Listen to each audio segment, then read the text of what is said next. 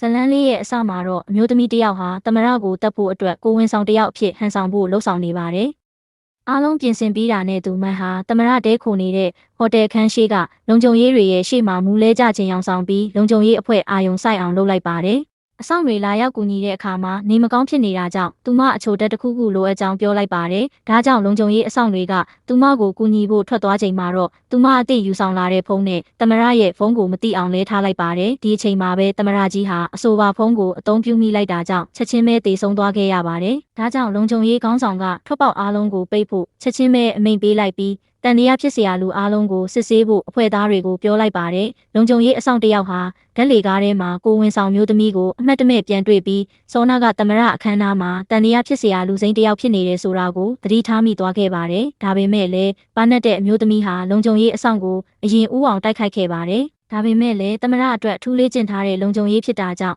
အလွယ်တကူအနိုင်ရဖို့ခက်ခဲနေတော့မှပဲလုံခြုံရေးအဆောင်ထိုးလိုက်တဲ့ဓာတ်ကိုသူမရဲ့ဘိုင်းမှာရှိတဲ့ကိုဝင်အတုကကဲတင်လိုက်ပြီးနောက်ဆုံးမှာတော့အဆိုပါလုံခြုံရေးကိုအနိုင်တိုက်ခိုက်လိုက်နိုင်ပါတယ်